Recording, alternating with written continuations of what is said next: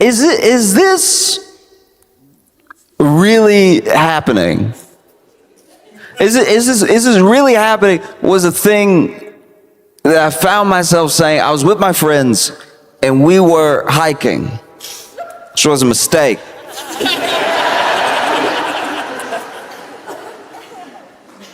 Hiking, I don't hike often. Even the first time I went hiking was a bit of a trick, because they said it was a walk. Which is technically not a lie, but it's not the walk I was anticipating. You can walk places. I could walk here. Hiking is going up nature steps for no reason. I'm not being a hater, by the way. If you like to hike, hike. Go take a hike.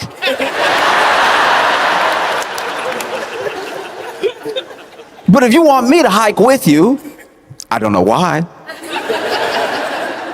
Maybe I'm just good enough company that they're like, oh, we'll miss them. Let's hike together. As soon as I'm walking up, we have a problem. I like a walk. I like to go on a walk. That's how they got me. As soon as I'm walking and the steps are not, we've figured out steps. We have figured out the rise and the run that'll actually be decent on your hips. You want to get some exercise? Walk up that thing that Rocky ran up. This thing, I was like, eventually I'm like, where are we going? And they're like, to see the view.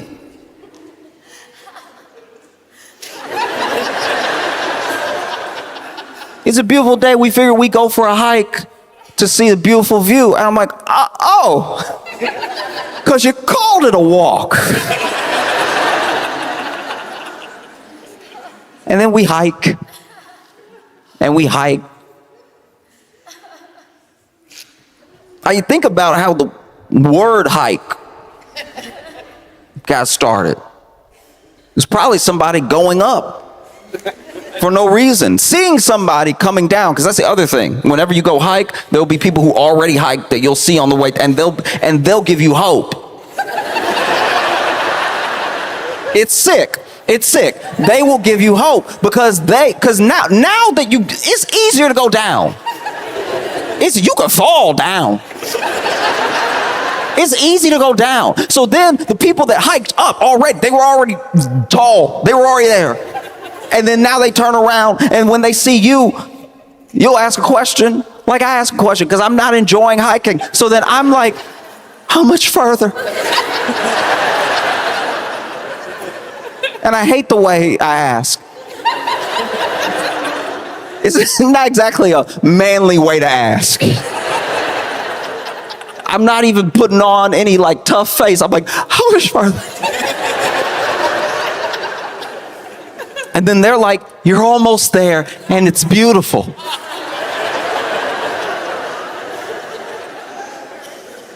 Two lies in one sentence.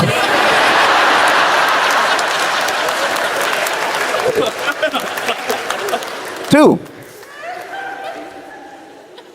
It feels like you're almost there to them because they turned around. They're going down now. It's easy.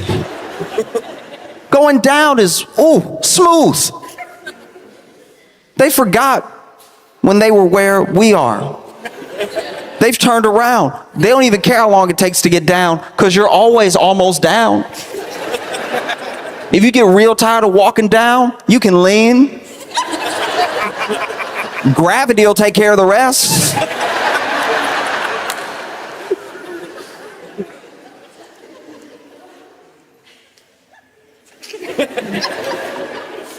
It's going to be beautiful. And then you keep walking. And then eventually you see another person. And you're like, that's crazy. I probably shouldn't see another person because I was almost there when I saw the last person. And you see the next person, the next person, just as optimistic. It's gross. Just as happy. I barely even got out the sentence to the next person. And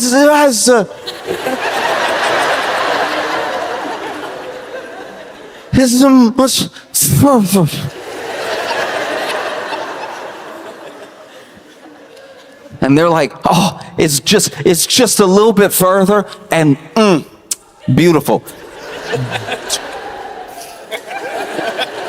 Don't ever do that for anything but food. Don't stop acting like you can taste experience. The view, like, did you walk up with your mouth open? Why? What's wrong with you? And luckily, this person, this liar, had a friend, a reluctant friend, a friend like me. Because they were like, oh, no, you're going to love it. You're almost there. It's beautiful. And then their friend was like,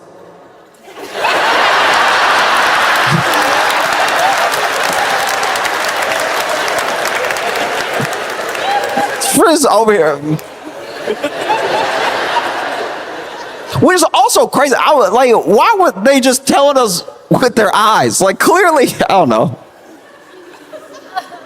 It felt like they were in a relationship. Or one of them was trying to be. Like, that was a weird get out signal. It was a weird, like, you know when somebody shakes their head and the jowls really go like,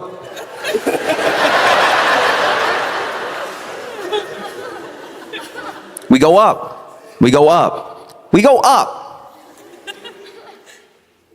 And then I see another person.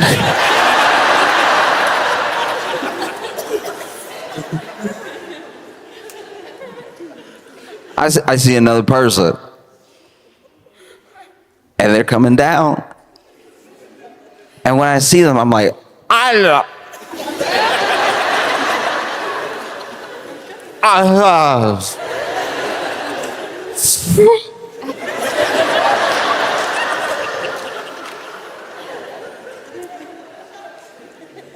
And who knows?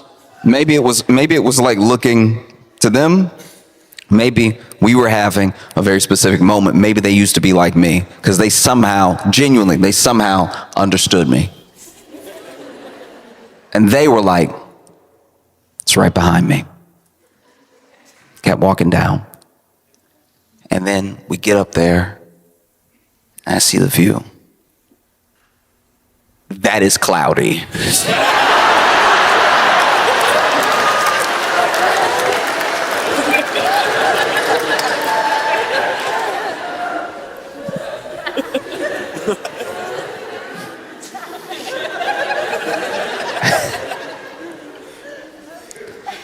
I walked all the way up here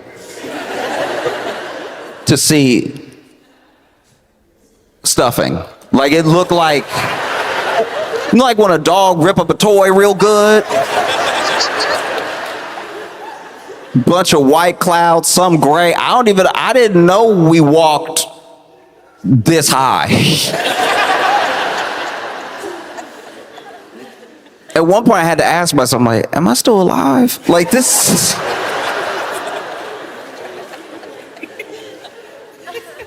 Is this happening? Is what was going through my head when I saw it coming at us. This turtle. Turtle was coming at, and not just a turtle coming at us, a turtle was coming at us fast.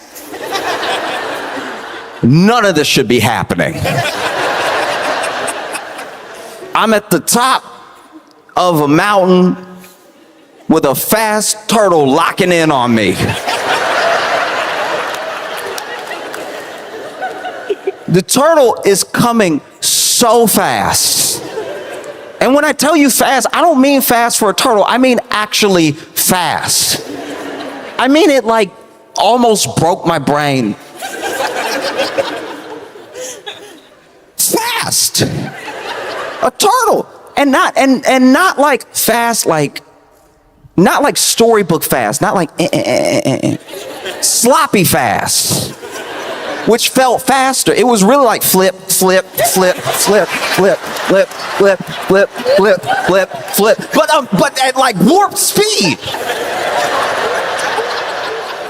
It's crazy. It was, guys, y'all, listen. I was losing my mind because it wasn't like, you know what I mean? It wasn't fast the way a roach can be fast. It was fast like a turtle put on fast forward. This turtle is over here coming directly at me.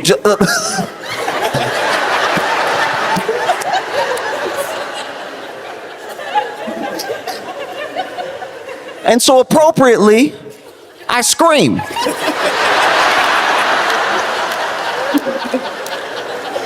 And this is what sucked about that day. I'm already out of breath from my walk up. So I can't breathe enough to scream, and I'm also scareder than I've been in several days. Because a turtle is zooming at me fast. And so then I've got my phone in my hand, and this is the worst part. Okay, so I scream, but I scream with the phone in the hand. And when you, maybe this is like a man thing. Maybe this might sound insane to some of y'all. But as a man, when you scream and you're genuinely scared, you hope you don't have anything in your hands. Because the way your hands shake the thing in your hands betrays how scared you are. If I scream, but I don't have anything in my hands, I'm like, ah! That's life. I had my phone in my hand, so I had a visible representation of how terrified I was, because the phone is like, ah!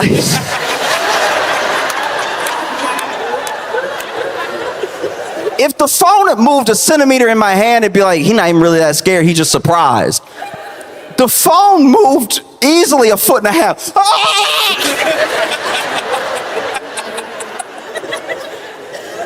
And then I seemed insane to my friends because I saw it first. So for them, I'm someone who they admittedly tricked into hiking, and I was huffing and puffing, and everyone we saw was like, how much further? How much further?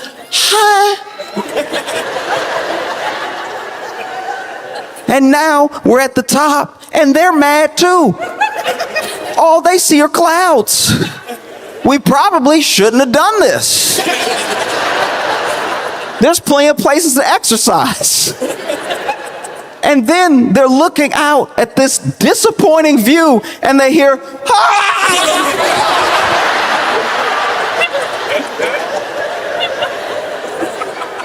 It would have been better if I had dropped my phone, because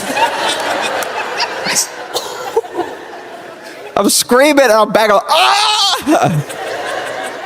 And then the turtle is coming at me.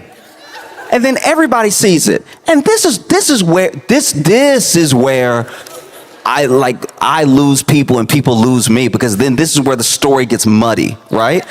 Because we all ran.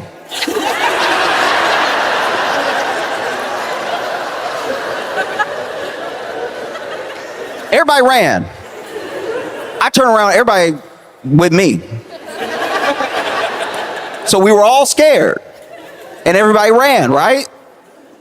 But then, after we run, after we're safe, now they want to tell me that wasn't a turtle. I saw it first. I saw it the longest. I decided what it was.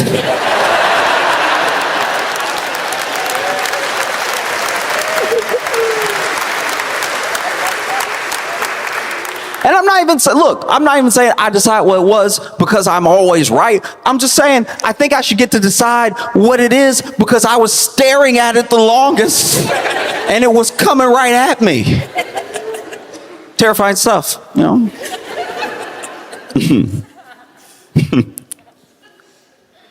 Do you like care?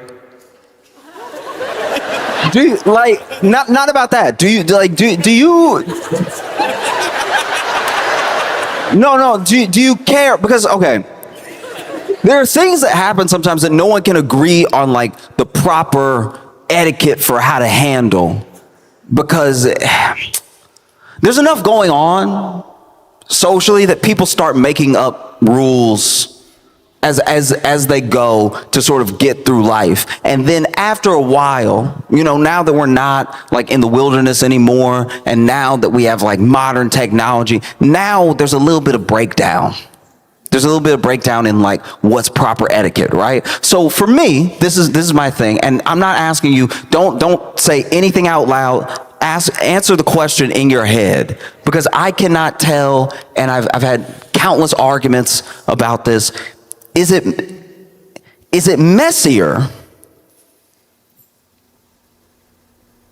to answer the phone on speakerphone and not tell somebody they're on speakerphone? Or is it messier to call somebody knowing you want to talk mess and there's a possibility of being on speakerphone? It's hard to tell. They're both not good. It's happened many times. Many times I've been in the car with somebody and they throw speakerphone on. They either are, you know, trying to drive responsibly, or they just love answering on speakerphone because they love having their hands free and they don't have their AirPods in or whatever, right? One time, I was with some friends and they were calling some family. We're in the car and family member picks up, but it's not who they call. It's the kid. The kid calls. It's like, hi. And we're like, hey, how you doing? Like, oh, I'm good. And this kid doesn't care that they're on speakerphone. They don't have anything to say that's like, you know, hush hush. But they're like, what are you doing? And the kid is like, oh, I'm just eating hot dogs and sitting on toilet.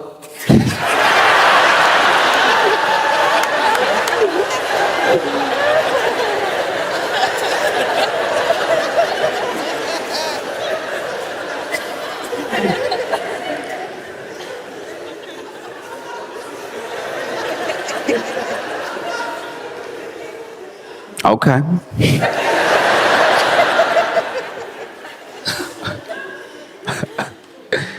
Okay. Good talk, buddy. Many times it's been, you know, conversation, calling, answer, speakerphone. I personally think that if I call you and you pick up and I'm on speakerphone should be my last name. You're on speakerphone should be my last name. Hey, Josh, you're on speakerphone. A simple warning. And I'm not even like messy like that, but still, what if something happens in real time? I should know when I'm in mixed company and when I'm in the company of the person that I called. I wasn't in the car for this one.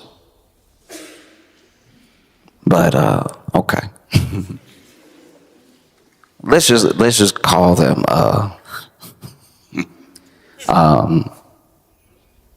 Mark and Sarah.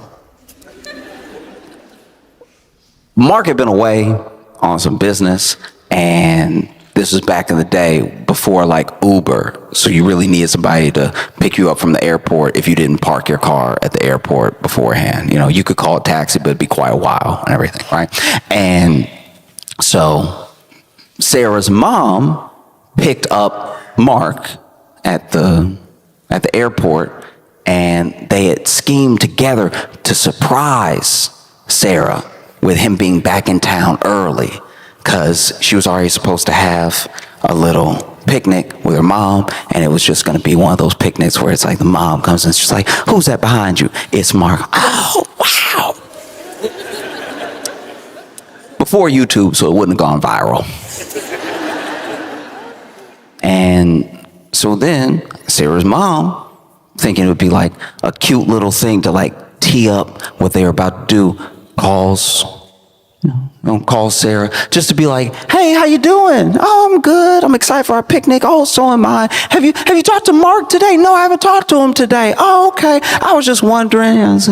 Just, little primer for the surprise, right? And so she calls her, and she's on speakerphone, and Sarah picks up, and she's like, "Hey, how you doing?" "Oh, I'm good. I'm good. Excited for our picnic." "Oh, so am I. Have you talked to Mark today?" No. "We haven't talked today." And honestly, it's probably important that we do, because I don't know.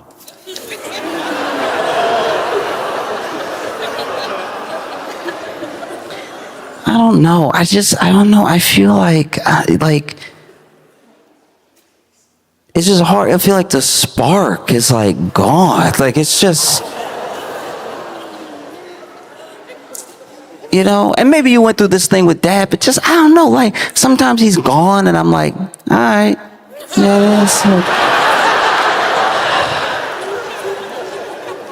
this doesn't really feel like it used to or anything. And even when he gets back, I'm like, not that excited. I should be more excited.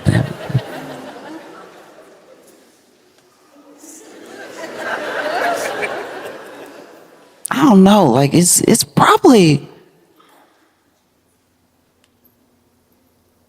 we should probably get a divorce. Like, if I've been feeling this way for so long.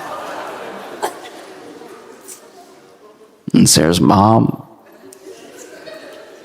looks over at Mark like, ugh.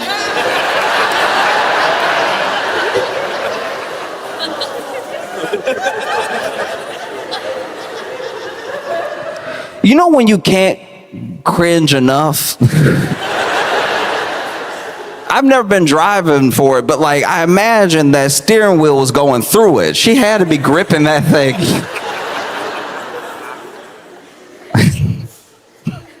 Like the car was about to take off and fly away. And then she goes, "Well, sweetie,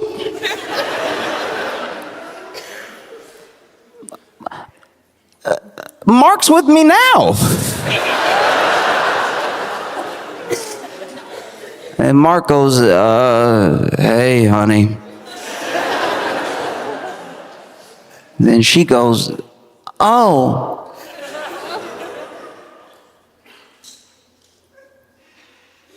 "Do you think we should get a divorce?"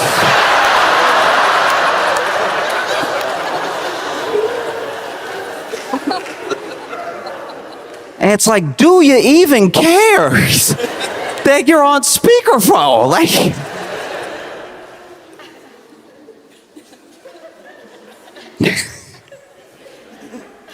I am not like a tough guy. Sometimes I've like wanted to be a tough guy before.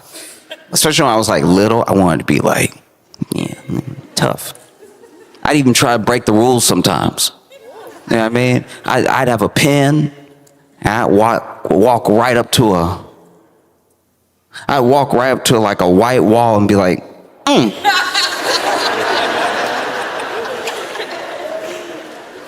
Vandalism. Deal with it. Like I wanted to like be bad, but I just didn't. I didn't have it. Even now, it's like it's never done a drug. I don't drink or anything. One time I was like, you know what? Why should I deprive myself? Everybody seems like they're having so much fun. You know what I'm gonna do? I'm gonna have virgin margarita. I wonder what the flavor is. I've never had margarita flavor before. So I had a virgin margarita. Turns out, way too sweet. Like, ridiculously sweet. I used to be a bar back where I served people virgin margaritas. No wonder they got so drunk. These are delicious.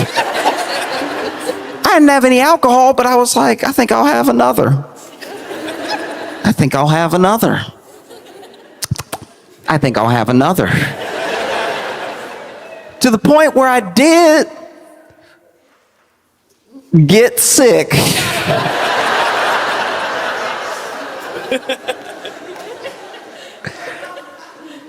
I got sick off virgin margaritas. And like real sick too. Like, called my friends. I was so sick. I was with some friends. I called other friends. I called friends to be like, you know, y'all been drunk before. Y'all have had your benders and everything. I don't have any alcohol in me, but I got like the other half. I got like all the sugars. My stomach hurt.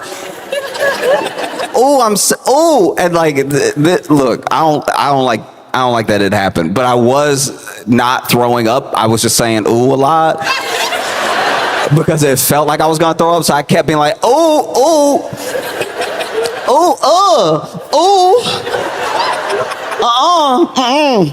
Because then you know when you think you're about to throw up, so you start arguing with yourself, where you're like, no.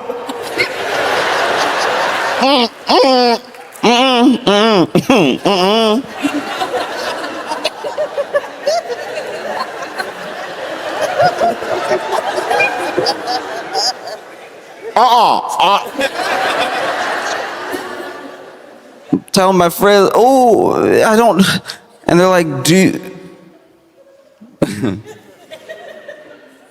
you need us to take you to the hospital? I don't know if I'd live it down. I don't know if I could live down being rushed to the hospital off virgin margaritas. Maybe having to get my stomach pumped off virgin margaritas because I ingested a childish amount of sugar.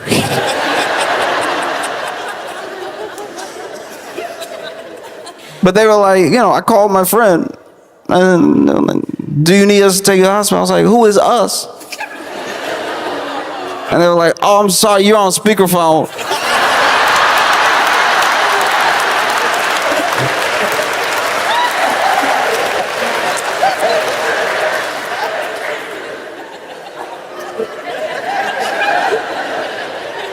There's no way to take your cool back off speakerphone. I was so embarrassed. I was on speakerphone, and then I muted.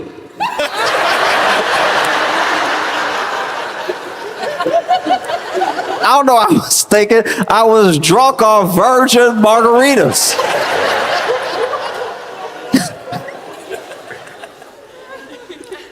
Oh. But those are the things I've been thinking about because I've been watching what's happened. Whether you like Jimmy Kimmel or not, whether you watch the show, whether you care about his show or him, or like, it's television. I've heard all the excuses. The excuses came quick. Because this is unprecedented. And when things are unprecedented, you wonder should you do something? And you don't have to do anything if there's an excuse. You don't have to do anything if it's okay. I've heard people, I'm sure they were losing money anyway. No. I don't really like what he said. What'd he say? Oh no, you know, this thing was a long time coming because of how he's been acting. How has he been acting? Help me understand. Because the thing about free speech, especially like free speech warriors, you always have to be careful who actually cares about everybody's speech, who's an actual absolutist, and who's just trying to like get in, who's just trying to sneak in. You know, because there are some people who have some heinous things to say, and they want to be able to say those things, and they use free speech as their anchor. That's their end. They wedge themselves in that way. But then, when it's their turn to talk, what they actually want is for other people to not be able to talk.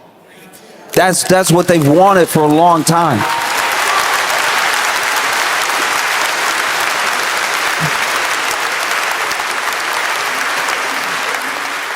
Like I'm blown away about a thing that we've done since I was a little kid. When I was a little kid, it was explained to me that we had all these sorts of rights, and that these rights were fought for, and that these rights were things that we had that other people didn't have. There are other people in other countries that weren't as fortunate to have the rights that we have, right? And there's always been something that bothered me about that sentiment, about that idea. Because your freedom, your freedom it's yours because it's yours. Nobody can give it to you. Nobody can make you as free as you were born. Life gives you freedom. You're supposed to be free. You're supposed to be able to say the things that you think. You're supposed to be able to express yourself. Government can't give you freedom. It can definitely try to take things away, but even within what it tries to take away, it can't really take it away because the freedom wasn't given to you by the government to take away. Government can, you could buy a house at auction. Let's say somebody fell behind on their property taxes, so now their property's up for auction. You buy it, then you fall behind on those same property taxes. Government takes it away. It was never really yours. Freedom doesn't work that way. And so we walk around and we talk about how we have all these freedoms. These are our freedoms, and they're not from a government. These are God-given things. These are things that you were born with. These are things that nobody can take away. Even if they try. Even if they try. Look, they tried with people throughout history. And there are people that live in a world without those freedoms, right? But even the resistance to express yourself is still your freedom trying to like sprout out of all of that cover. Your freedom is yours. I can't stress it enough. It's like saying, government, let me keep all my toes.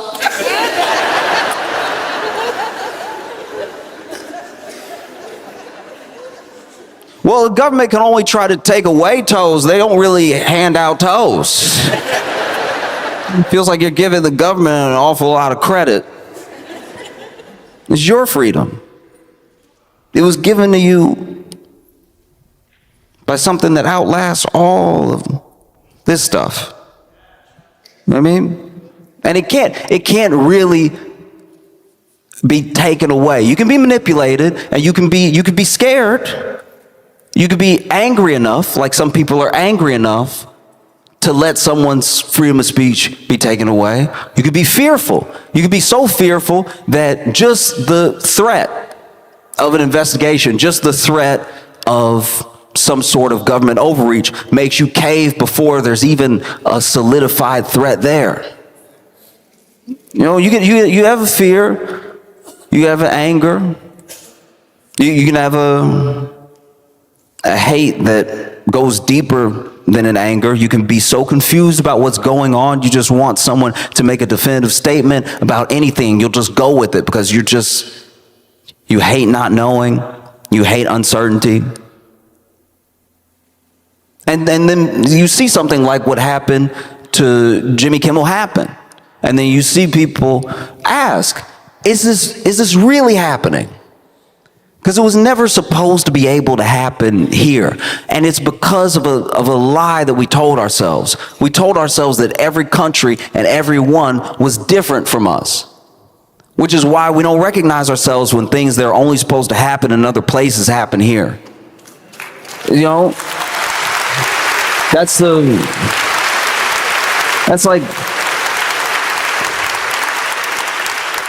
low-key the American way.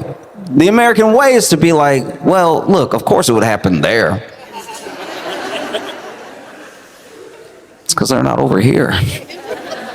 And it's like, no, whatever it is, happened over there because it can happen anywhere, especially if you're not vigilant, especially if you think that things won't happen to you just because.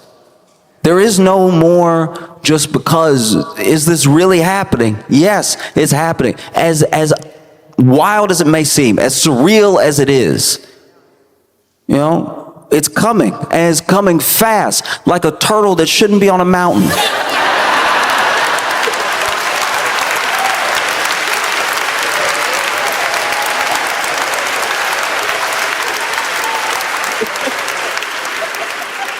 Is this happening? Yes, it is happening. This is happening. There's no way around it. The people who are okay with it are okay with it for now. But there are plenty of people that I don't even like that have the presence of mind to know that this is not just crazy, this is unacceptable. This cannot happen here. It can't happen here. Because look, this is the other scary thing about government. And I'm not just trying to scare you. I'm just telling you everything that I've seen, everything I've ever read about, and people from other countries that have different life experiences to us. I'm telling you what they're saying, right? Pendulum swing. And one thing that governments don't do, hardly any government does, is give back the power it took in some way. You know what I mean? If you give over to fear, if you give them these things, they will be given and taken for good. There's no way around it. And we've already seen you cannot do enough. You will not be good enough. You won't be complacent enough. You can't placate enough to make it stop. It will not stop. They came for a white man with money.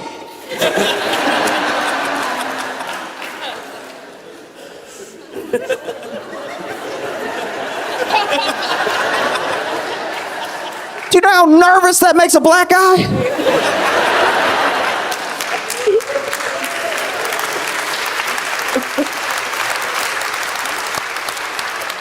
They came for a white man with money that really didn't do anything.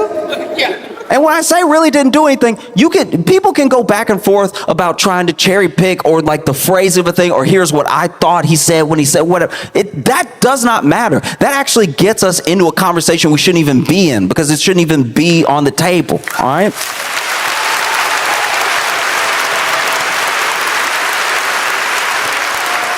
It is not going to just go away, and it's not going to just stop. So then it's important. Do you care? Because if you care, that's very different.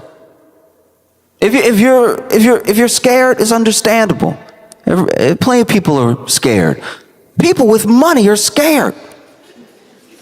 ABC was scared. Disney was scared. You know Disney. Oh, you know Disney. Disney was scared. Disney, the same people who come up from behind you if you draw a picture of Mickey and go, what do you think you're doing with that, huh? Huh?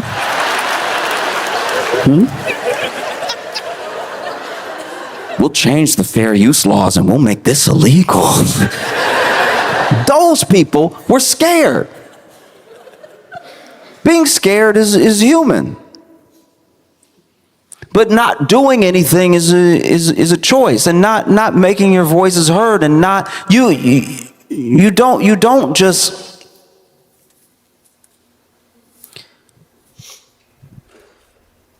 just take for granted what's happening. I think that there's, in my opinion, not enough alarm bells sounding. You know what I mean? Because we all saw it, but it's like in a hush, in a whisper, and I'm wondering why that is, because this man still loses in court. Just today, a judge threw out some $15 billion defamation lawsuit against the New York Times. When these things go to court, they don't not just win, they don't prevail, they don't proceed, because under the law, they are illegal, you know? And any sort of strong arming by the government should really, really, really sound the alarms for any citizen. Pendulums swing. Governments do not give back power that they've taken. 9/11 was a long time ago. When did we get our privacy back? You know what I mean? So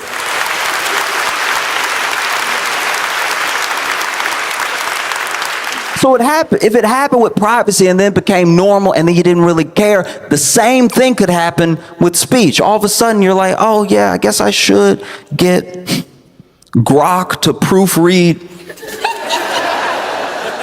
my sentiments on the day. You're not alone in being worried, you're not alone in being fearful, you're not alone in being angry. The thing about not being alone is that you just have to find the other people. You have to find the other people who feel the way that you feel, and you have to stay in communion with them as strong as you can. Because it's the other people who feel the way you feel that will stop you from feeling crazy. And it is the only thing. That's the only thing that will, you know, if you keep the phone in your face, you will feel like you're losing your mind. Because it's all happening so fast, all happening all the time. Like, I'm not a tough guy. I'm not. I almost die off virgin margaritas.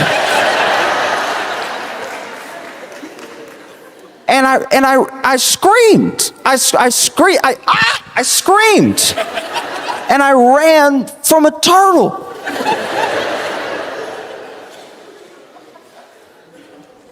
But I can't run from this, and neither can you.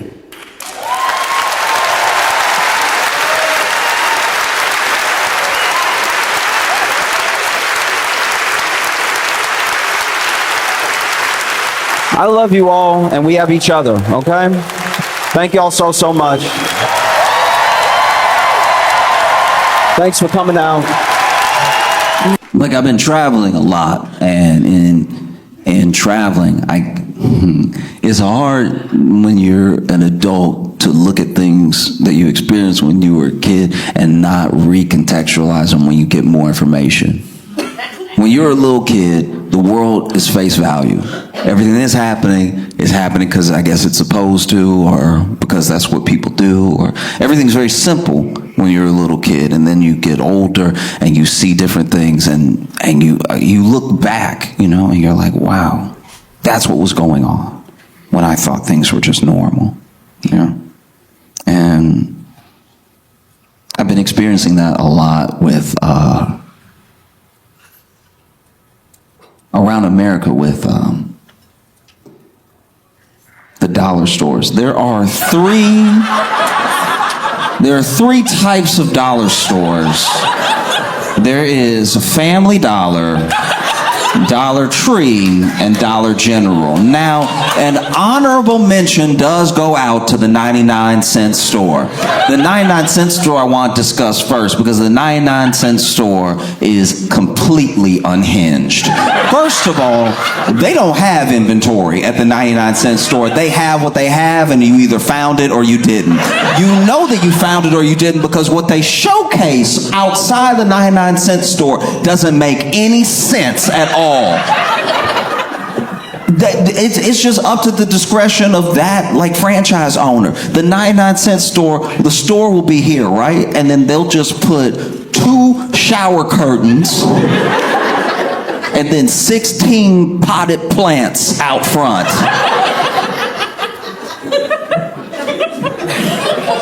What is this place? Then you walk in and it's like, it's like if somebody truly made a business out of garage. Because when you walk in, nothing has like a designated spot or anything. There are things hanging on hooks I didn't even remember had hooks. I forgot that each broom I've owned had like a little hook to it. But then when you walk into the 99-cent store, almost like a beaded curtain, you walk through brooms hitting you in your face. The 99-cent store that I went to was so big. It was way too big. It was a warehouse of trash. It was like a hoarder died and then they tried to sell everything. Because the 99-cent store I went to had a stick man. It had a man who would get to the tallest stuff at the top. And this was the worst stick man in stick man history. Admittedly, some of y'all don't know what I'm talking about, and this is a black thing. This is mainly where we shop. There is a stick man. But the stick man was not good at all, because you're used to a stick man getting up there and unhooking something with precision, bringing it down. You know, he might even drop the stick a little bit, catching his hand, hand it to you, right? This stick man was over here. I can't tell if he was nearsighted or farsighted, but he could not see what he was sticking. This man was over here battling. You'd be like, can I get the one up there? He's like, yeah, I got you right now. I got you right now, young blood.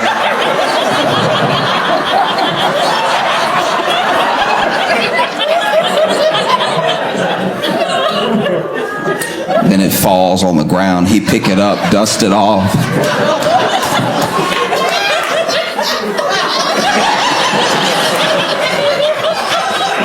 No, our stick man was trash, and he had. Okay, look.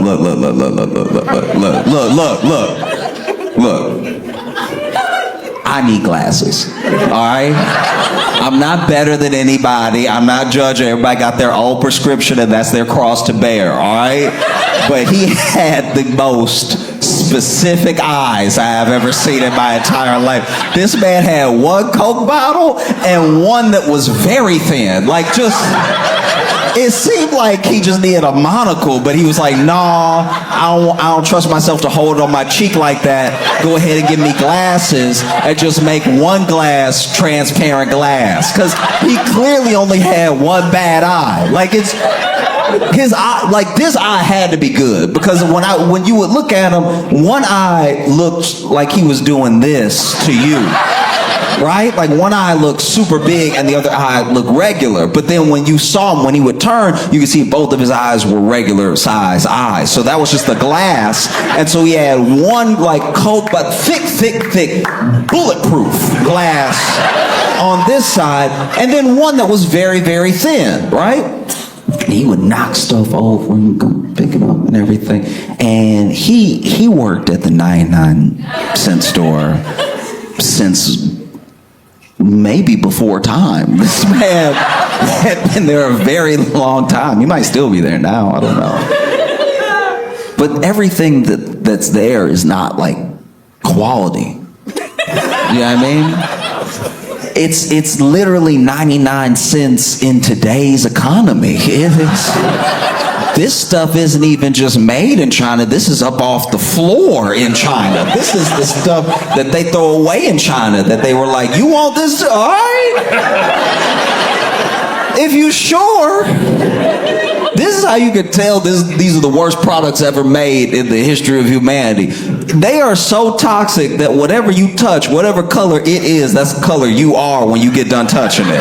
If you touch a green broom, you will pull back a Shrek hand, all right? I had a green broom and a blue dustpan because they were sold separately, you know? Goodness forbid you package them together and they're $1.19. You know what I mean? They were like, we can't have that. We'll have each for 99 cents. And then I bought the green broom and the blue dustpan, and one hand was Martian Manhunter and the other hand was Smurf. I couldn't get my hands back to normal for days. I don't know what they painted that with. Spray paint comes out easier. 99-cent store is trash. And then you get to Dollar Tree. Dollar Tree made the guarantee a long time ago that everything would be $1, and they were the first to break that promise. You want a lesson in life not being fair? You go as a child to the Dollar Tree and buy one of their very illegal, individually packaged Capri Suns. Capri Sun they don't sell them like this. You're not supposed to do this. That's how I knew I was broke. Sometimes, like you a kid going into the Dollar Tree for a Lucy Capri Sun.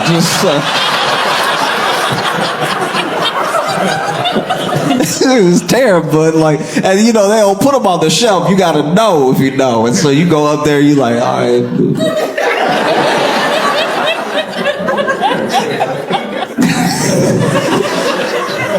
Feel like I'm buying weed or something. I'm over here. Come on, sip, sip. Come on. You miming it.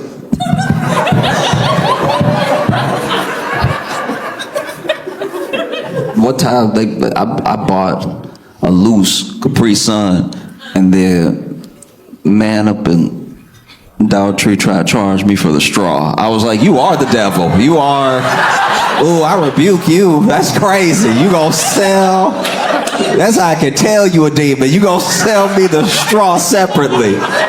What am I supposed to do with this? Suck it with a safety pin? This is crazy. That's insane. This man over here sliding the Capri Sun to me, and I'm looking at him.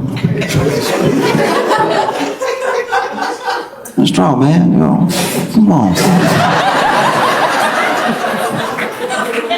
It's like, that's extra, young blood. I'm like, hey, what? From a young age, I could identify with people who rob stores because that was very aggravating. Dollar Tree was over here just, you know, letting themselves run out of inventory. I would go in the Dollar Tree and there'd just be whole spaces, whole sections empty. You know, at least the 99-cent store is packed. Packed to the brim with stuff that doesn't even make sense. 99-cent store would have one of something, proudly.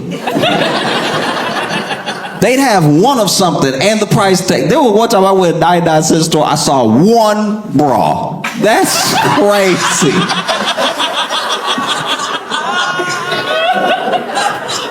I'm like, that's lost and found, if anything. This is, y'all don't have a single other bra in here. And you gotta hang the bra next to the snacks. You know you shouldn't be selling this bra. Because Dollar Tree would let themselves run out of like everything, and then you walk in, it's just bare shelves and stuff. At least the 99-cent store would try to make sense of things. 99-cent store doesn't make any real sense at all, and you can tell because sometimes they'll sell stuff that should be sold for a totally different purpose. I've been very confused in a 99-cent store. For one time, I was in a 99-cent store, and on the shelf, it said 99 cents. So far, everything's checking out. It said 99 cents, and then it said hat. It was a hat for 99 cents, right? But then on the shelf, clearly, is a bucket. That's a bucket. It's a bucket, though. Like it is. Like I'm not crazy. That's a bucket. You can make it a hat if you want, if you believe, but that's a bucket. All you gotta do is flip this over on its bottom and put bucket, and we don't have any problems. But hat is crazy. And then when I'm checking out, I bought a broom, I bought a dustpan, and then he's like, and one hat? And I was like, you don't believe that, though. There's no way you believe that. Because it's not a hat, it's a bucket. And I want to be clear, it's not even a bucket hat. It is a bucket. A bucket.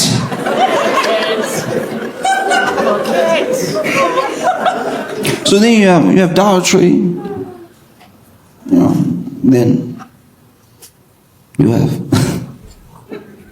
Family Dollar. Family Dollar, I've talked about this before. Family Dollar really helped me pinpoint on the map of life where I was. There's a quote, I'm going to get it wrong, but there's a quote by, I think it was Nikola Tesla, that said that man's grasp,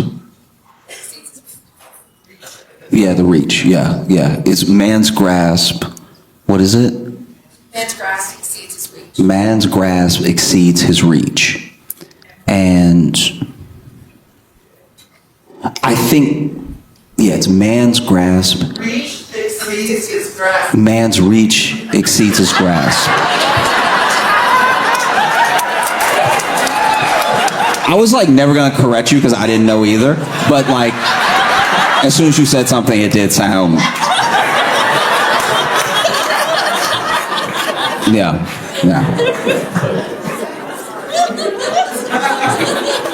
I didn't know either.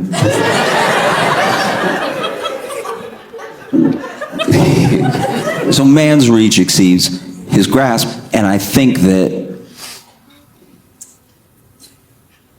Family Dollar's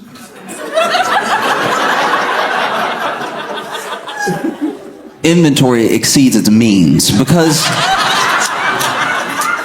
every year of my life, Family Dollar has been trying harder and harder to be a grocery store. Every time I go up in Family Dollar, they add one more item that they should not have at Family Dollar. I remember the day I went in Family Dollar and saw milk, and I was like, no, we not built for this. A lot of people are gonna get sick, okay? I'm a kid, but I'm still trying to tell adults how to run their business. I was like, y'all don't even have the fridge space for this milk. Come on now. And Family Dollar has always helped me keep track, truly, being honest with myself of where I am on this map of life, right? Because at first, I walked in Family Dollar, I saw milk, and I was like, y'all, don't do this. And 2 years later, I was like, let me go ahead and get the milk.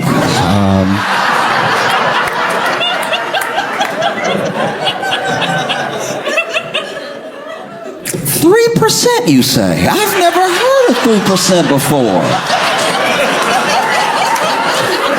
That is interesting. I've never had 3% in my life. Maybe I'll get stronger bones. Who knows? So you got Dollar Tree, you got Family Dollar, and then you have Dollar General. Dollar General is the stuff of nightmares. Dollar General is straight out of a horror movie. And I don't say that because of the experiences I've had at Dollar General. I say that because of where they put Dollar Generals. Dollar General will be the last thing you see before you die. And not in a curse sort of way, not in like the Ring sort of way. Dollar General will be put in the middle of a field. Whether you are in the South or the Midwest, the only places Dollar General truly exists and thrives is the middle of nowhere in the South, the middle of nowhere in the Midwest, and the Sahara. I don't know. By the time you see a Dollar General, you're like, is this a mirage? Because I've seen nothing but fields for 30 minutes and then one Dollar General. With a man working there from the 1800s, who knows? Those Dollar General, people that work at Dollar General get bold with you when they're out. When you out in like their area, you at this Dollar General in like Ball, Louisiana. You walk in, it's like, not from around here, huh? It's like, you even talking like the movie. What? Who says that to a customer? Not even where you from. Not from around here, are you? Oh. Now you can tell a Dollar General is terrifying. Because out of a Dollar Tree and a Family Dollar, I'm just talking about my experiences growing up, you know.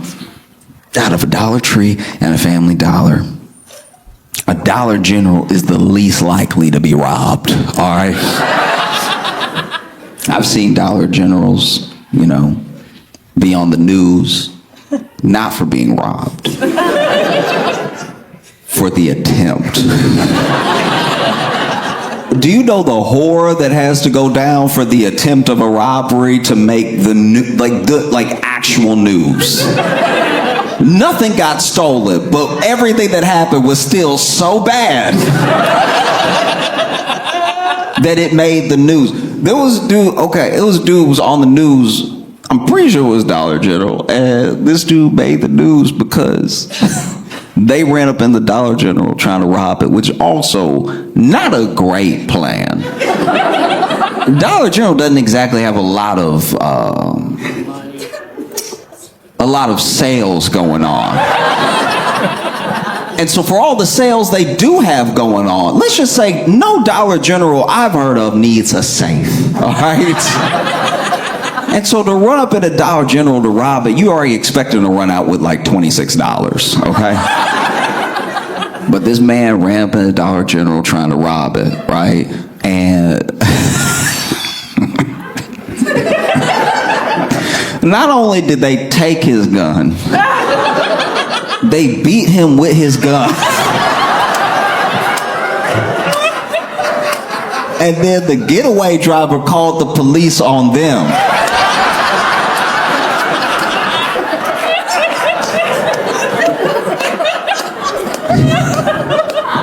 I'm just curious how that went. Because when you run up in a place to rob it, you at least have what one would hope is the element of surprise. You would hope a place doesn't get robbed so often that they are ready like Neo from the Matrix to snatch the gun out of your hand as soon as you walk in. I'm sure people going in to rob a place have like a rob and walk or like a gun-toting bravado maybe. But imagine being robbed so often that you're like, no, when they come back.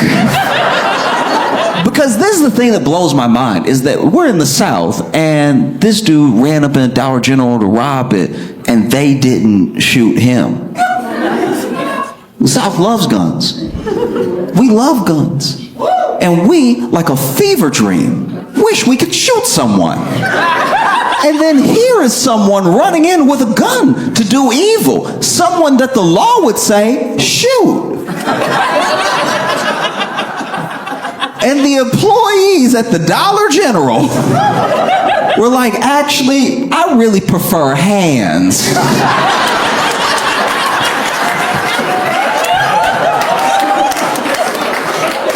Imagine how crazy you have to be, how bad of a week you must be having for somebody to run up in there with a gun out to rob you, and you go, this is exactly what I needed. You know what?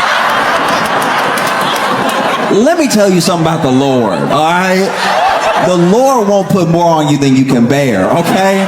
And the Lord knew people had been trying me all week. People I wasn't allowed to hit. People that I could never put my hands on. And so then the Lord sent you to me at work, the place I hate most, to go ahead and take out a week's worth of frustration on you with the butt of this sawed-off shotgun.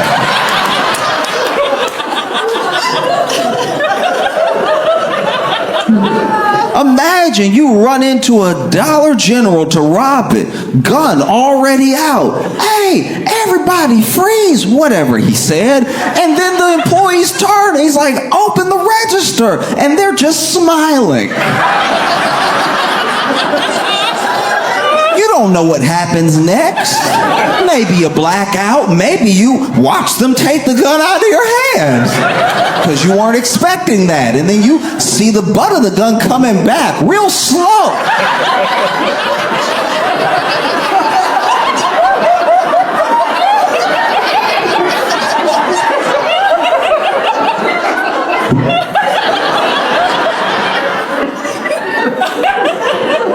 I'm sure the next part is a blur. I'm sure all you really know is you hear yourself getting whooped. It's almost like an out-of-body experience. You forget, was this my gun the whole time? It's not acting like my gun.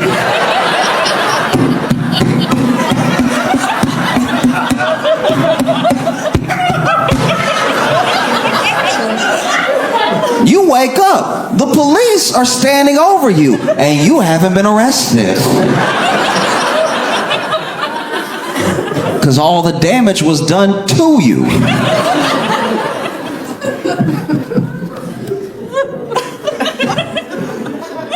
Oh, Dollar General is insane.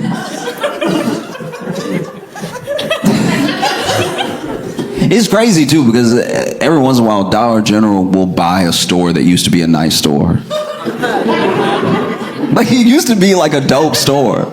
Like, truly, it used to be like crazy. Like, I remember there was a place I went with my grandma, and I don't even remember the name. That's how like little I was, where it was just a memory of being with her holding my hand, and us walking into this place. And you know how when you're little, things are bigger? So I'm sure if I went there now, it would look like the size of a regular department store. But she took me to this place, and it was huge. In my head, it was so big, right? And she bought some socks, she bought some other stuff and everything, and then we left. And I remember when I would ride with her, because, you know, I would go with my grandma during the summers or after school. My mom would drop me off at my grandma's because she would still be working and stuff. And so when I'd run errands with my grandma, we'd pass that place over and over. I'd always want to go back inside because I had such a fun memory of, like, there were so many toys and it's just huge, right? And it had closed. And so my grandma would remind me every time that it had closed, right?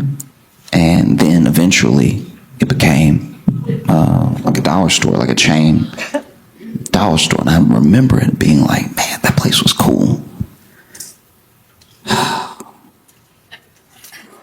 And now they sell 3% milk.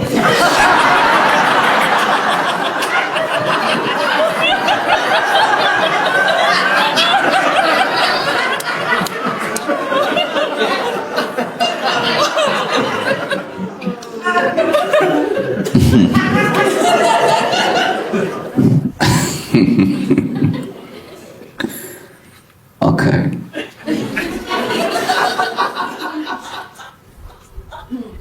Is it? I'm trying to figure out how to put this. I told my friends like a story a long time ago about how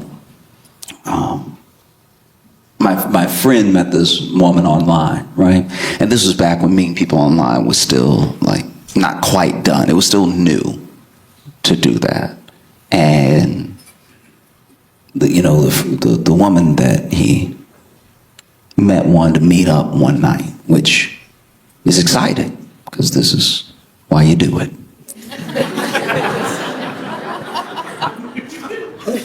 And she said she wanted to meet up. And he was like, where do you want to meet? And she was like, oh, behind the library.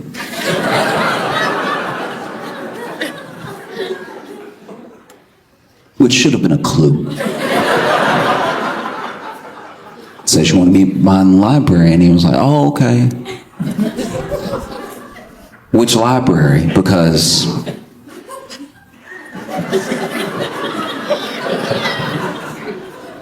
so she told him which branch. And then they met up, and it just took him too long to realize he was being robbed. You know what I mean? Like, it's just like, even when he showed up and it was two dudes, he was like, but where's Sarah? It's like,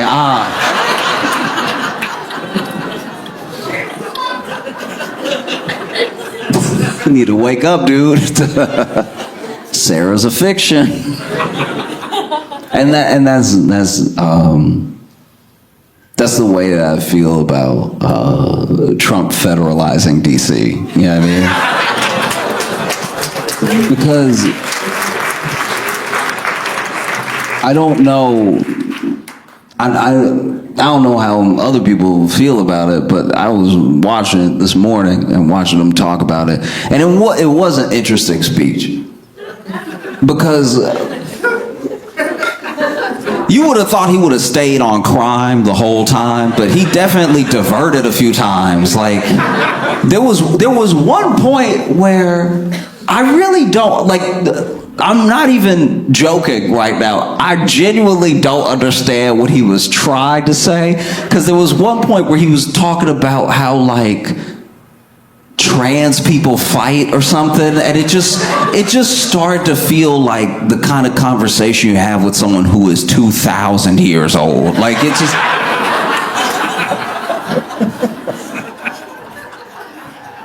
it was weird. It was like he, because it came out of nowhere. It wasn't like part of the thing. And then people, you know, are obviously like worried, terrified, confused, and everything. Because there are people who are like, he can't do that. That's not legal.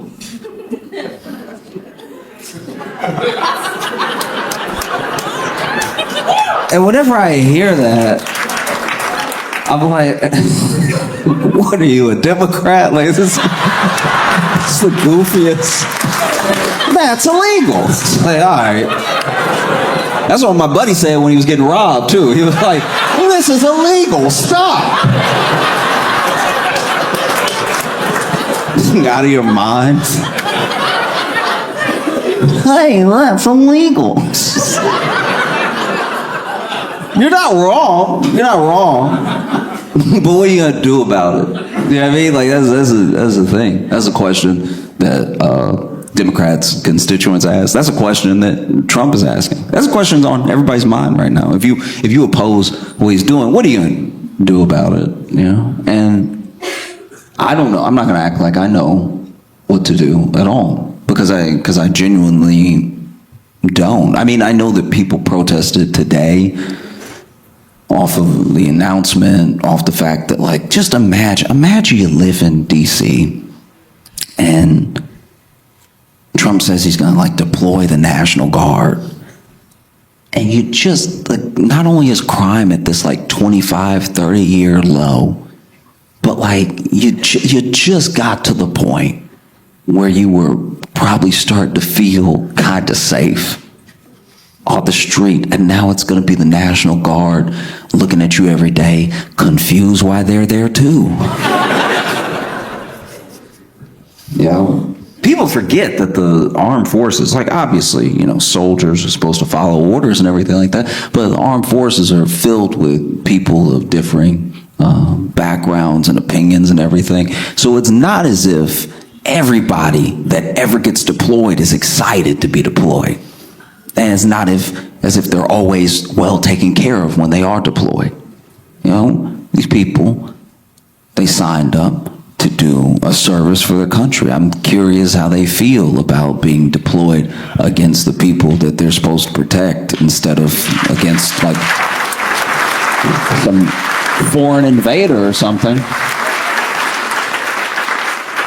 You know, I'm not gonna act like I know. I've never served or anything, but I've talked to people in the service, and they come from all different types of backgrounds. They vote in all different types of ways, and I'm sure that if you're walking down the streets of DC feeling disheartened, feeling like you're being occupied, there's probably somebody standing there as you are walking to work that's like,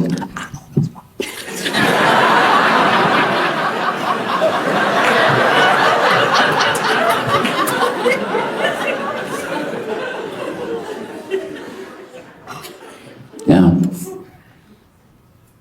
I don't know, because it's been on my mind all day, and trying to figure out how to not just like talk about it, but say something more than just like, I think that might be bad. Like, I think that we're having a moment a lot like my friend had, where it's like you just have to be very aware of what's happening, because to not be aware doesn't mean the thing will go away, you know? Like, we don't want to be behind a library going, "Where's Sarah?"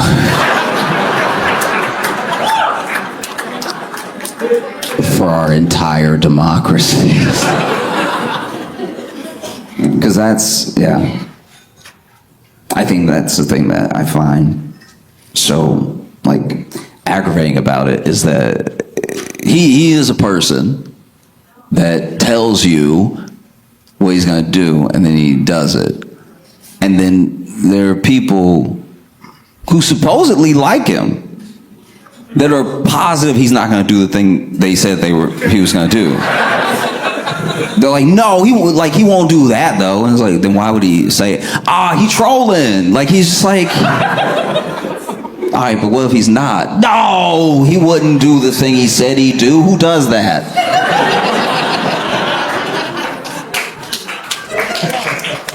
You know, because I'm not going to act like I know what to do, and I think it's more important for everyone should know who, on every level, their representatives are, and what they do for you, and what they're doing for you right now. And it's easier to hold those people to account when you know who they are. You know what I mean? Like your state senator, or everything down to, like, you know, alderman. Everything. Because it's the fact that these people go unnoticed, the fact that we expect whoever, business people, celebrities, whatever it is, to pick up the slack of the people that were elected to do those jobs, right? Like, we're in a position now as a country that's very scary, because we look to companies to do some of the work that local government should be able to do. And now we've stripped resources from local government to the point where you do need who knows, Amazon to come in and bring in jobs, because how are we going to get jobs now? Or you need on a state level companies that you give everything to, and they give you very little for the resource that you're missing, you know? And so now we're at a point where some of our infrastructure is completely buckled without us really realizing it. You know, there's been such an influx of money into the economy because of AI, and because of the gamble and the race to be number one in AI that all these companies are making. There's been such a rush to build and fill these data centers that money is flowing in a way that, you know, the effect of the tariffs isn't fully being felt. The economy and the the like 5 top businesses in the S&P 500 are now carrying most of the weight of the S&P 500. Like we're at a point that's close to tipping, and it's very important for the people to be held accountable. They're actually accountable. You know, it gets very easy to divert and get mad at this person or notice that this person said something, whatever it is. It's the actual people who vote on these things, who have the power to say yes or no to large companies, knowing that you know where they are and what they do, that holds them to account. As long as you are distracted or you're blaming whatever, the person to blame when it's too late, then things are going to stay the same. You know, representatives, to me, work a lot like when you're out with your friends, and let's say you're like young too, maybe you're like 21, out at a bar or a club for the first time. You don't have any experience with this stuff. You're just the 4 or 5 of you guys all together, buddies in college, going out to like a bar or a club for the first time. You don't really know. You don't have any swag yet. You don't have a ton of confidence. All you know is you see 4 or 5 beautiful ladies across the room, and so you think to yourselves, oh, well, what should we do? One of us should say hello. We should say hello, you know, and then maybe they'll want to come over here, or maybe we can go over there, but it should just be one. If it's all 5 of us, that's just, ooh. You have enough wherewithal to know that all 5 of you approaching at the same time maybe isn't the move. 5 horny men approaching all together. Oof, doesn't come off well. You know what I mean? If all 5 of you are... It's not going to go fantastic. You know that. So you decide, I'm going to we'll send a representative. One of us, the best of us, to make us look good. We'll send them over there. He'll charm everybody, and then we'll walk over and reap the benefits of his hard work. Or maybe he'll be so charming that he'll invite them over to our table, and then we can order drinks for us and them. But we'll know that we sent him, he did a good job, and then he'll come back to us. And so your friends, they start campaigning.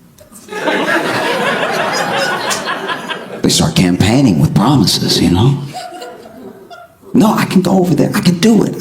It's like, no, listen, Daryl, you blink too much, all right? You blink way too much, all right? You're going to run up in there. They're going to think it's a bomb under them or something.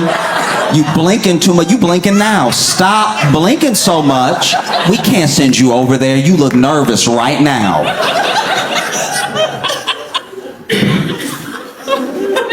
And so then the group nominates Mark. Mark has at least had a girlfriend. He knows how to talk to women. He's had a girlfriend, he has sisters, and a mom. He knows what to do. Let's get Mark over there. So Mark, elected by the group, goes over there, you know.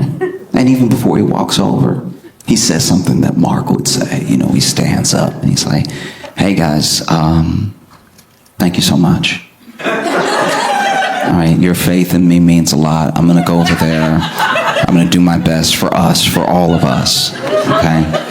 I appreciate you all so much. And look, I'm going to do my darndest. Who knows what the result will be, but your faith in me means the world. No matter what, we're going to have a great night tonight, okay? See y'all in a second. And then he goes over, he makes his approach. And because Mark is engaging, he's sweet, and he's interesting, he's easy to talk to. And because he's extroverted and he's outgoing, he knows how to approach without creeping or intimidating. And so quickly, you see these 5 ladies having what looks like a really good conversation with Mark. Things are looking up. This is incredible. The body language is phenomenal. Mark is over here working the room.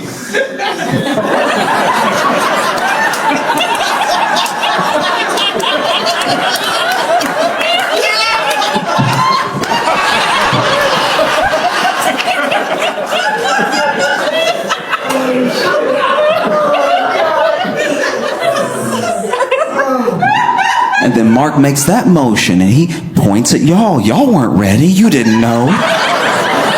Everyone was about to look over here. And so Mark points over at you and you're like,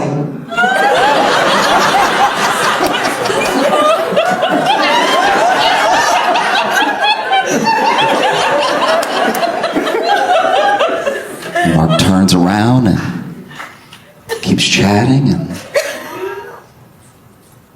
after a while, things start to slow down. You don't really know why, but some nods and still a couple of laughs. And then Mark, he doesn't beckon you over. He doesn't give the thumbs up like they're about to head back with him.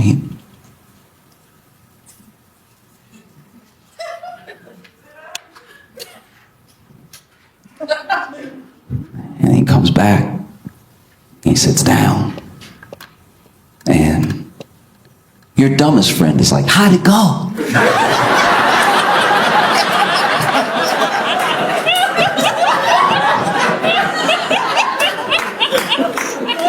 And Mark says, well, fellas, they all have husbands.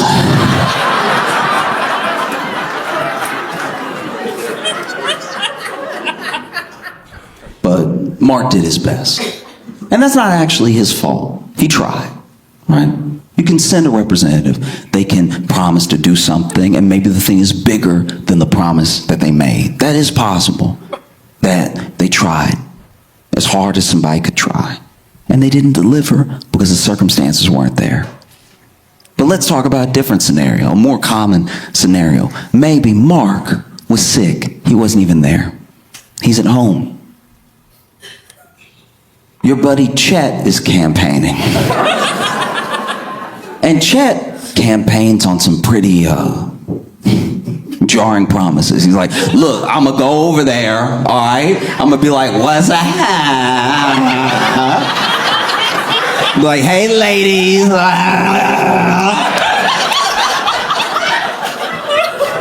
You know, that'll get their attention real quick because I'm gonna pop up right in. I'm not even gonna just like stroll up. I'm gonna walk up and then I'm gonna clear those last 2 steps real fast, really get in their face. Bow, right? Like that. What's up, lady?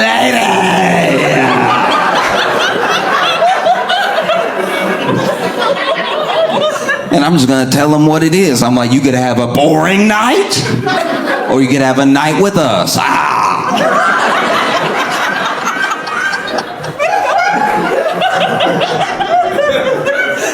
And look, Chet is the loudest. He's the loudest. He's the most adamant with the supposedly strongest campaign. And so you elect him. He unfortunately becomes your representative. And you see him off, and he doesn't give a speech like Mark did. He gives a speech like, all right. Next time you see me, I'm gonna be smelling like perfume. All right.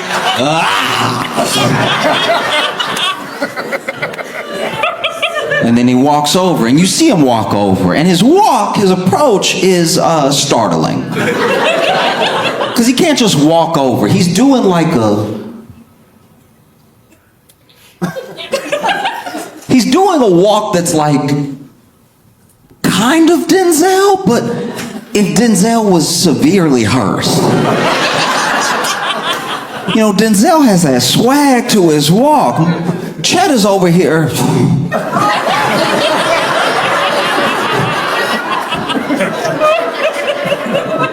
And then he does what he said he was going to do. He walks up, and you can't really hear him, but you can see the body language.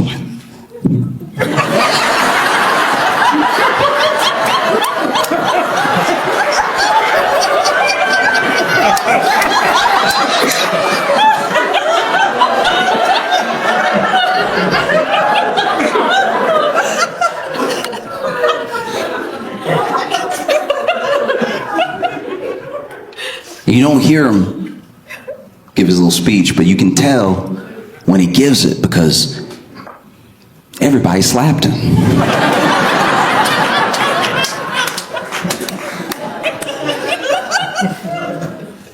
And then he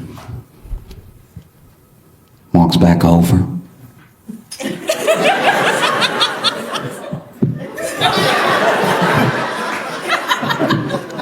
He sits down. And your dumbest friend goes, "How did it go?" And he's like, "Man, let's get out of here. Everybody's stuck up in here."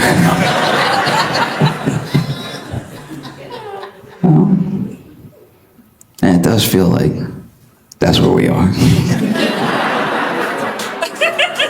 Yeah, I mean, we're in a pretty bad situation. There's way more Chets than there are Marks. You know, because I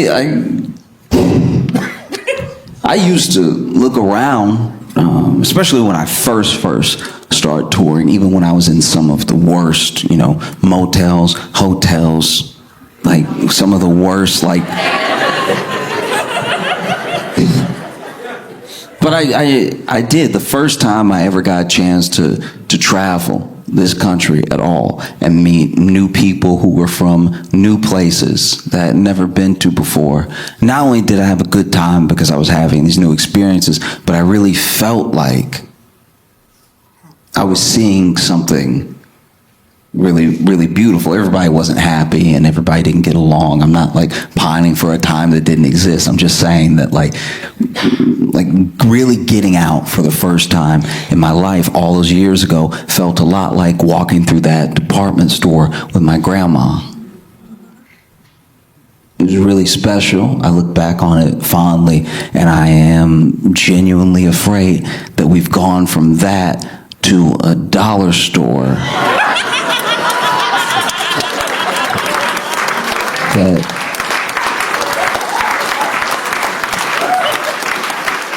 that sells 3% milk. There was one day I went to visit my grandma, and there was like a big old like living room type area where people be watching TV or just chatting or reading a book or whatever. And there was, do y'all remember the commercials for like a Rascal? If you don't know what a Rascal was, it was some direct-to-consumer marketing that was going on TV where you were old and you were in your little chair, but they made it feel like a motorcycle. They made you feel like you could really hit that throttle on them, right? And then you could go off-road with the Rascal too. Like you could just be going over tree trunks and stuff like that without tipping and stuff. And so there was a guy who looked like he had a new Rascal, right? And it wasn't going fast for us.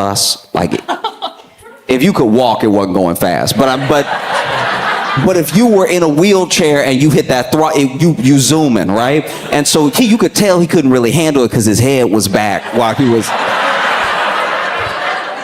So my man's head was like all the way back. Like he really couldn't look up, and which is crazy because I swear he was going this fast. Like, but my man is like, right? It was incredible. My man is just, and I'm sure in his mind, because everything slows down a little bit as you get older, and now you go in walking speed again, and you haven't been walking for a while. So now all of a sudden you're like, wow, this is what I did when I was back in my 80s, right? So, because I don't know how old he was, but he was dusty, right? You know what I'm talking about. Don't do that. I'm not being mean. It's just at a certain age, no matter who you are, at a certain age, once you hit those like 90, like once you get up in the 9 in the front of the number for your age, there's just a level of like, there's a level of ashy that is time. Y'all want to act like y'all know what I'm talking about, but y'all know that sometimes people get flaky. Okay. I'm gonna move on. Anyway, so my man is zooming, right? He like, and then on the other side of this corner leading to the living room is this other guy who's like in a proper wheelchair, but it has like some little modifications. So I guess it's not a traditional wheelchair. Like he's not fully pushing it himself, but it looks like it has like some little levers on it. I don't know what it was, but it felt like a knockoff Rascal. Like it felt, you know what I mean? Like it felt like somebody sold him some damaged goods where they were like, no, it's a Rascal. He's like, I don't see the throttle anywhere. Just keep looking. It's a Rascal. And so he's going like really, really slow. And as they're getting closer, you know those math problems?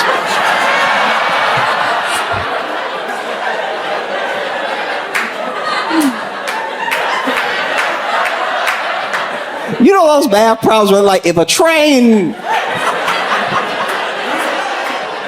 you know what I'm talking about, right? If a train leaves Detroit at 5, going 60 miles per hour, and then a train leaves Louisiana going 80 miles per hour at 7 o'clock, when will they crash? Because then even in school, they'd be like, when will it crash? I'd be like, this is a dark. Why can't it just be a delivery or something?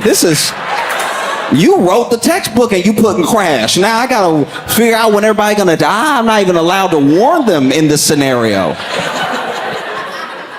But anyway, basically this dude has like, he's kind of turning the wheel, but it looks like it's assisted somehow, and the other guy's zooming, and then I'm standing at the corner and I'm like, who do I try to warn? Because in my head for a second I was like, they gonna miss each other because this guy's going way too fast. And then I realized that he going fast for him. He going walking speed for us, and then this other guy is going nowhere. Like very, very slow, right? And then, I'm not proud of it, but it took me so long to make a decision because I was bad at math. It took me so long to make a decision that they did collide when they both got past the corner. The fast one hit the slow one, and he tipped.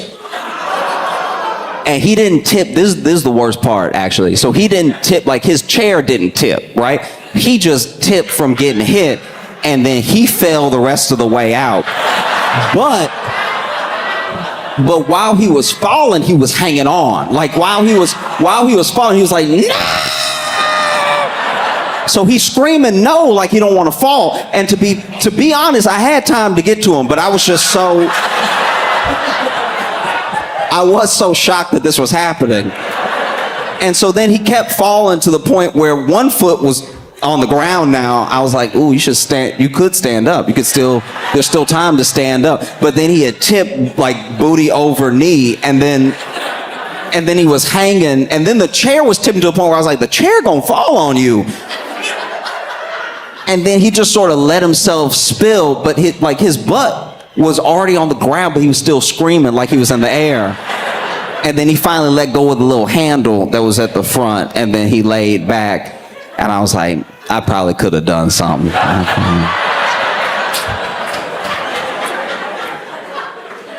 Because to be fair, it was going to happen whether I was watching or not. That moment had nothing to do with me. I was just a witness. And that's how I felt about the debate last night.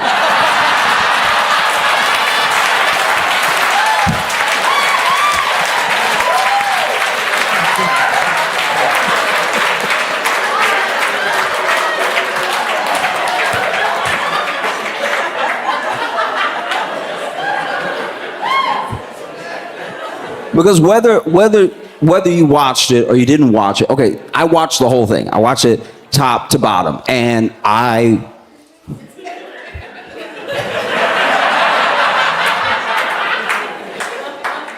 Okay. Everything happened that we, figured might happen. But this is the thing that I guess I can't get over. It happened so quickly. We were worried that like maybe an hour in, Biden might have like a senior moment or something. But he said, no, I'm gonna start slow and I'm gonna ratchet up. Because early, maybe second question, maybe first question, I can't remember. But he said something. And he was kind of trying to get through it. And when he was trying to get through it, he started looking down while he was trying to get through it. And then he stopped talking. I don't know if there's been a deeper silence in my life than when that man stopped talking. It was still his turn. He had stopped saying anything. And while he was not talking, I was talking. Like while he had been like, right? Like once he got here, when he was looking down, I was like, fall.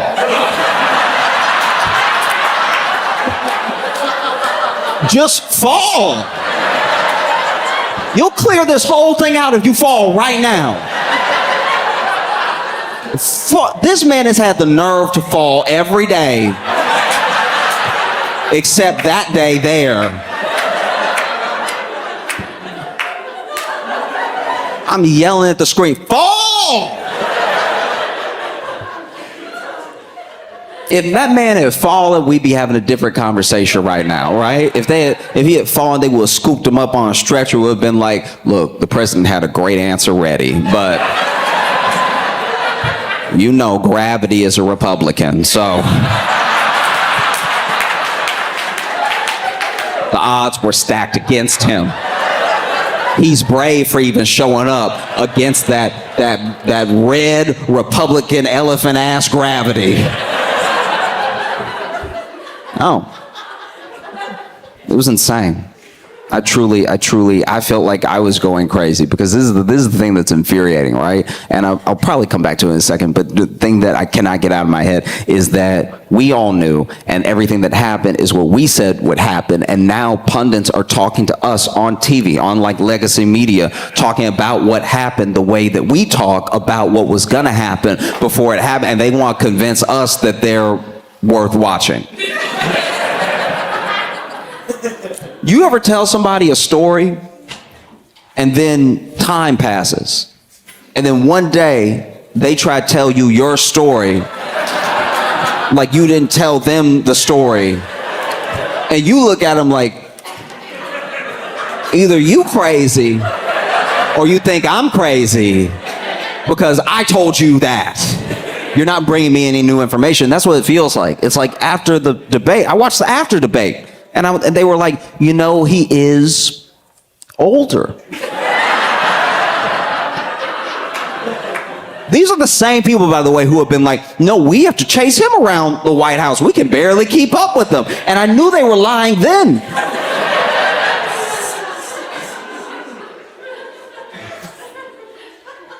Because that's the thing. It's like he did so poorly. It fully distracts from the fact that Trump didn't do well either. But you know how, okay.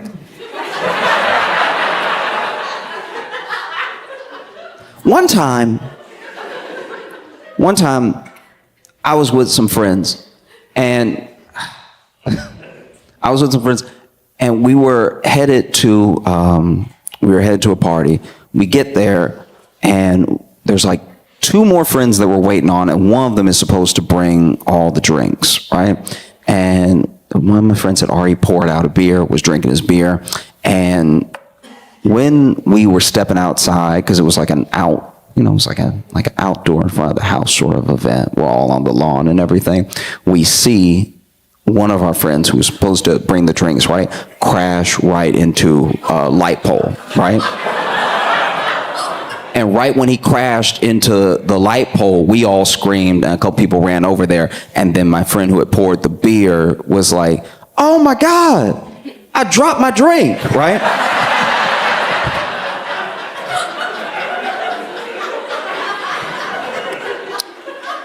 On its own, not good. In reference to something much bigger happening, nobody ended up caring, right? And that's how it felt. Like, it's insane. Like we are not crazy. We're not crazy, they're crazy. You know what I mean? We're not crazy, they're crazy. We said it already. They're crazy, they just don't listen. They don't listen. How do you not listen when it's everybody saying it? You know? Like, there was one time in particular where Biden was struggling to say something. And even Trump, even Donald Jail Trump,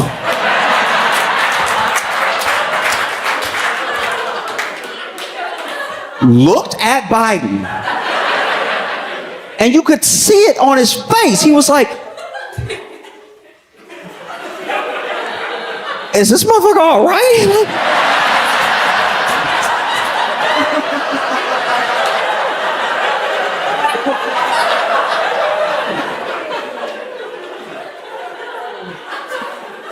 And you can tell because I've never seen this on Trump's face ever.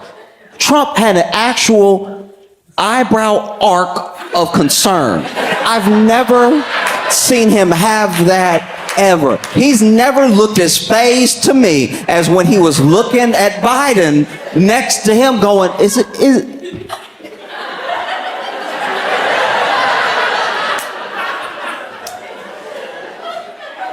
Like, it wasn't an act. Trump was genuinely wincing, which concerns me because he was the closest to him, which means something worse was going on in person close to him than what we even saw. We think we up close because the camera's zooming in. No, Trump hears him fighting to breathe.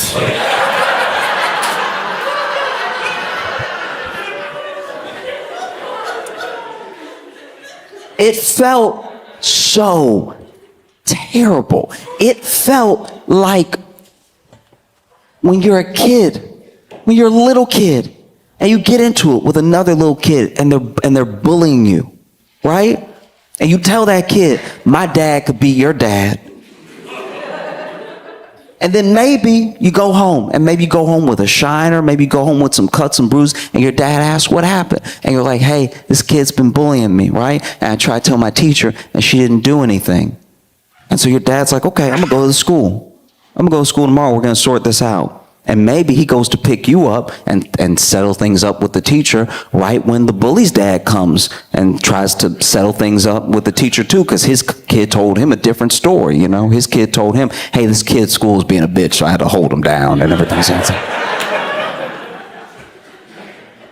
And the teacher is like, look, everyone's here, maybe we can mediate. And so they do that thing that schools do where they don't really know how to help. You know what I mean? They're just like, if you could stop, that'd be great. Or not, I didn't see it, so whatever. But don't fight, because we have a zero tolerance policy on violence, so even if you fight back, you're gonna get expelled, you know what I mean? So then, now it's just you and this kid that you know bullies you, and then him and his dad teaching him his ways, and your dad teaching you his ways, and now they're outside, you know? And maybe your dad tries to have a heart-to-heart with the other dad, because both two dads of kids, and so he says to him, he's like, hey, look, can you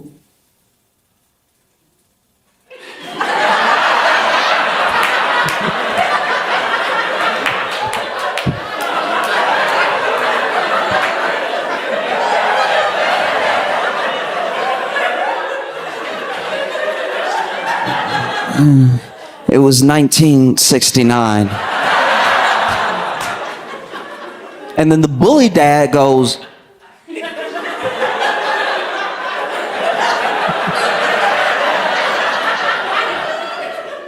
is this motherfucker all right? Like,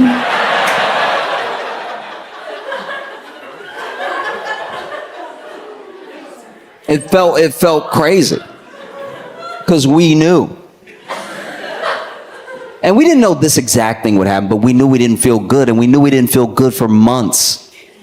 You know what I mean? Before there was ever a debate. When we just knew it was going to be an election, we didn't feel good. That should tell everyone something.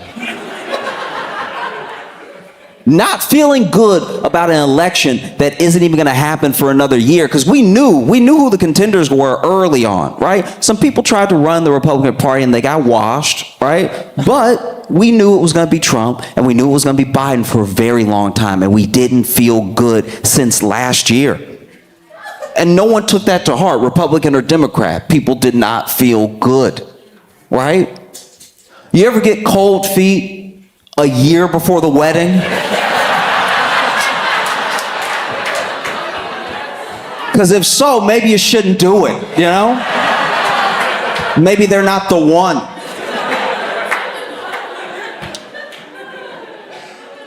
We're not crazy, they're crazy. You understand that, right? Like, it's not us. It's not us at all. Because, you know, we have eyes and ears and we use them or whatever. And that's the other thing that really stuck out to me, is that, you know, no one really talks about Trump's performance because of Biden's, but Trump didn't do that well. There was a lot of like open lying to the point where where do you do in that situation? Like, everyone was kind of trashing the moderators for not doing some live fact checking in the moment. Sure, but what do you do when somebody lies that much, and how they lied? Right? Because this is the thing. We found out last night that the tactics work. Trump lies fast. He talks so fast that when you hear the lie, you're like, but he didn't stutter, so it sounded kind of true. Like, I know it's not right because I was there. Because that's the other thing. He'll be lying about stuff that we were here. Like, we all remember him being president. We were here. So don't tell me it was different. I was then. And Biden, I'm assuming, is trying to tell the truth. He's saying something. But we found it that, like, you know, a fast lie beats an unintelligible truth.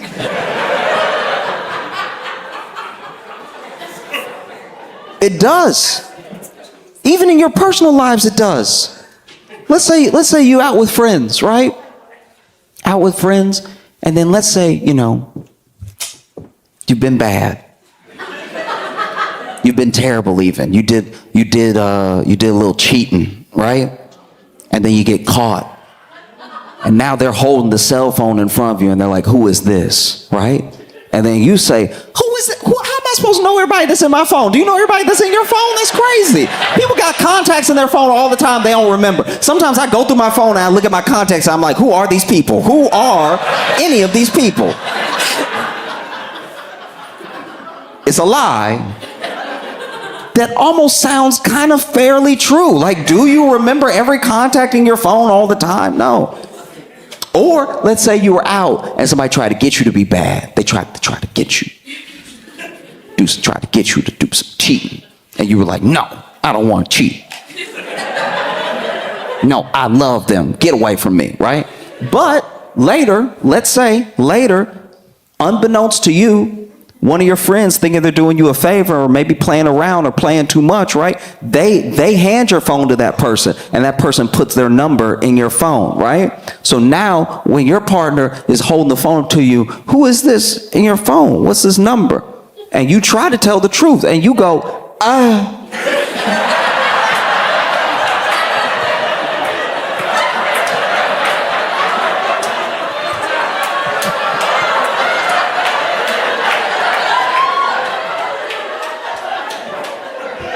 I was like,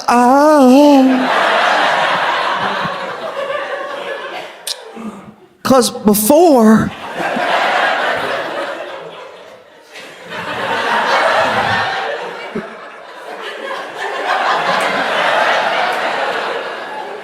in 1969,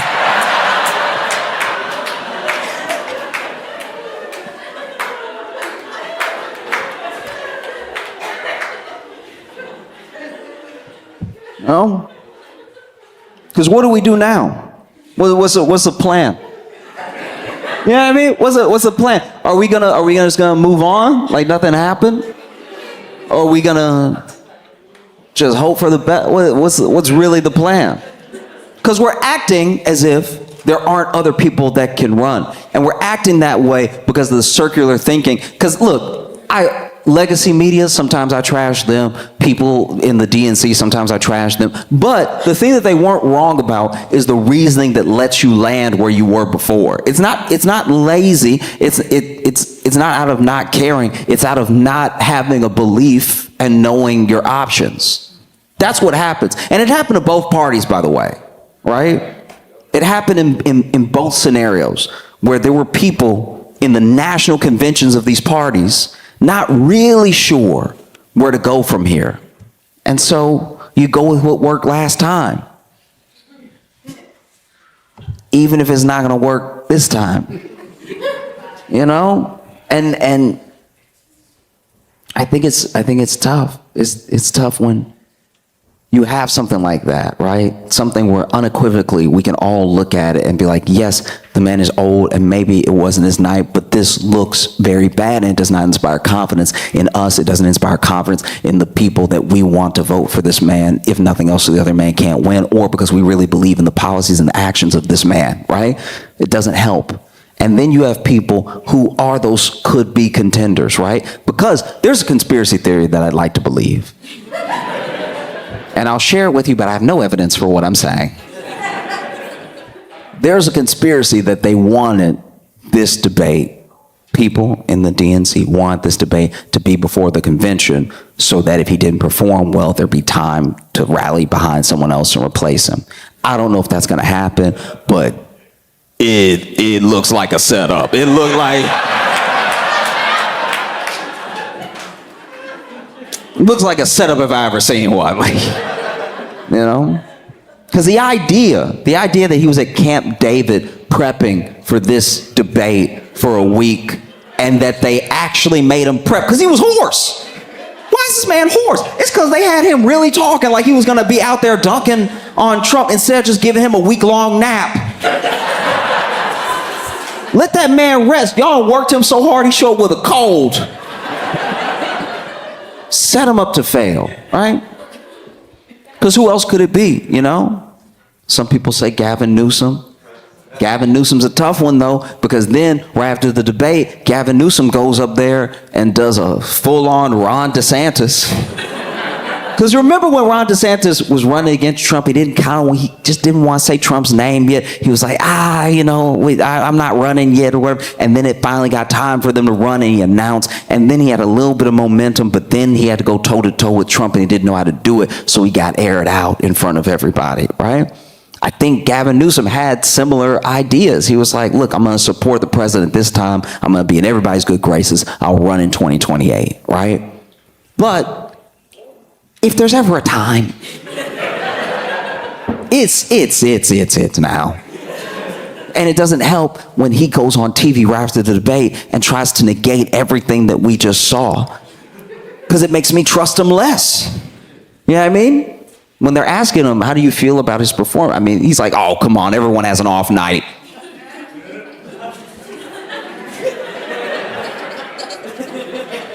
That's happened to everybody.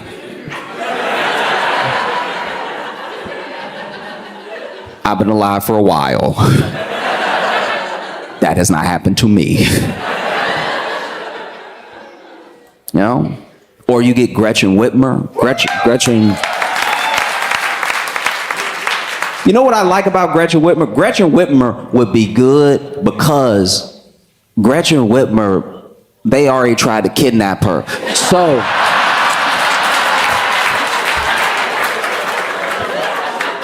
they already tried to kidnap her, so that already right there is like that's a die of January 6th right there. So she has some experience, like when they come, you know what I mean?